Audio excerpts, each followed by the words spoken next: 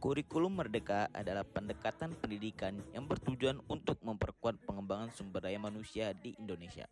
Pendekatan ini diperkenalkan sebagai bagian dari reformasi pendidikan yang bertujuan untuk meningkatkan kualitas pendidikan dan kesiapan sumber daya manusia Indonesia dalam menghadapi tantangan masa depan. Kurikulum Merdeka adalah perubahan besar dalam pendekatan pendidikan di Indonesia. Salah satu tujuan utamanya adalah memberikan kebebasan yang lebih besar kepada sekolah dan guru dalam merancang kurikulum yang sesuai dengan kebutuhan siswa dan tantangan lokal. Dalam kurikulum Merdeka, pendidikan tidak lagi terbatas pada pengetahuan teoritis semata, tetapi juga mempromosikan pembelajaran berbasis keterampilan. Ini berarti bahwa siswa diajarkan untuk berpikir kritis, berkolaborasi, berkomunikasi, dan memecahkan masalah secara efektif.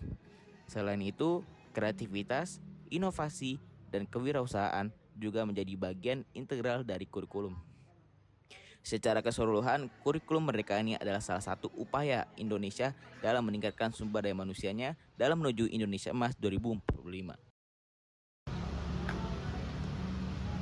Ya, pada kesempatan kali ini kita berada di SMA 4 Kusuma Jakarta. Nah, pada kesempatan kali ini saya beserta beberapa teman saya akan mewawancarai beberapa anak SMA Kusuma Jakarta mengenai kurikulum Merdeka. Sekitar. Oke, halo semuanya. Gue di sini bareng sama Gua Riza. Riza, lu kelas berapa, Bro? Gua kelas 11. Nama saya Muhammad Sani Setiawan dari Panggil Sandi. Saya dari kelas 10. Perkenalkan, nama saya Aldi Merherdiansyah dari kelas 11. Kakak ya, dari kelas 10. Yuk, gua Raya Fatari Chandrana kelas 11. Halo, perkenalkan nama saya Razan Ali Sakif dari kelas 10. Nama gue Dimas Hafiz Herlambang dari kelas 10. Nama gue Jati Perceka dari kelas 10.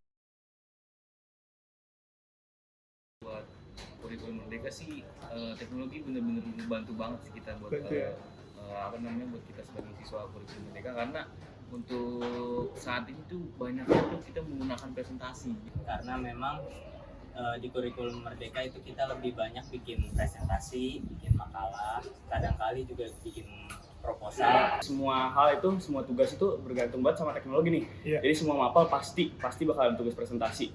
Dan selain presentasi itu banyak banget tugas buat video, apalagi tugas K5 ya, tugas yang dikasih tenggang waktu 3 bulan nih, disuruh bikin video ini atau bisa bikin poster digital gitu. Dan benar-benar bergantung dengan adanya teknologi. Berpengaruh ya, terutama itu dalam pembelajaran.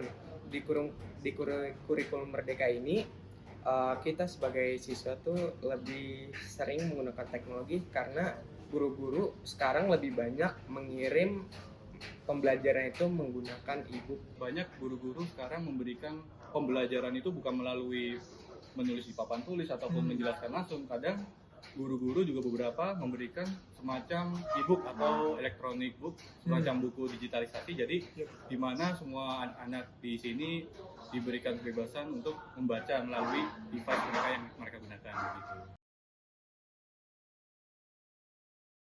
Kadang guru yang lebih senior itu dia kurang interaktif kepada siswa, jadi lebih banyak memberikan teori dan tugas, sementara guru-guru yang lebih muda itu lebih banyak interaksi seperti bikin kuis atau pertanyaan kepada siswa.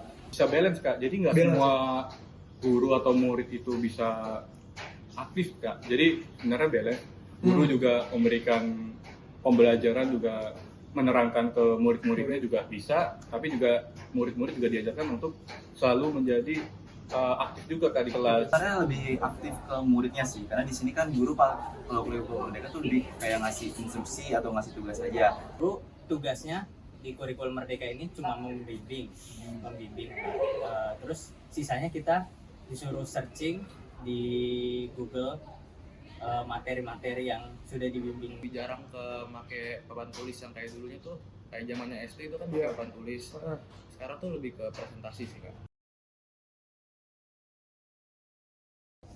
Di antara guru aja sih, karena kadang ada beberapa tugas yang agak bentrokan banget, karena walaupun misalkan deadline atau tanggal waktu pengumpulannya itu beda, tapi kan tugasnya harus dikerjain itu bareng-bareng gitu, dalam jangka waktu yang sama gitu. kurikulum Merdeka ini agak sedikit rumit kalau menurut Sedikit saya. rumit. Kak. Oke.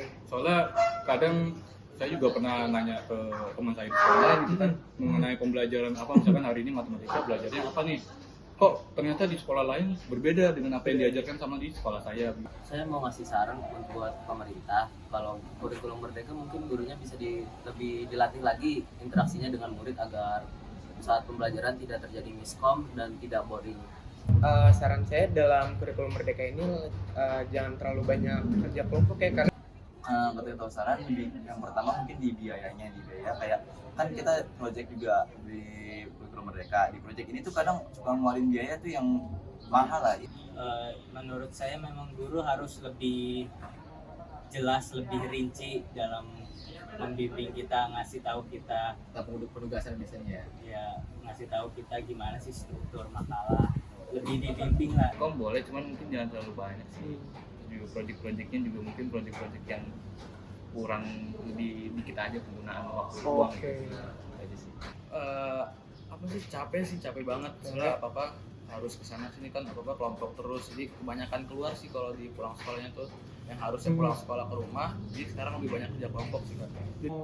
Dikurangin lah tugas kelompoknya gitu. Ya, Udah? juga, ya, Cukup? gitu aja. Oke, mantap. Thank you bro Ya. untuk jawabannya. Kalau dari pemerataan itu kan berarti bergantung juga pada pendanaan yang ada. Jadi di kita itu kan otonomi ya. Kalau memang setiap daerah itu sudah ekonomi udah bagus, otomatis anggaran pendidikan dari daerah juga akan naik gitu kan. Memang daerah-daerah ini ekonominya sudah merata gitu ya. Saya yakin itu bisa terjadi.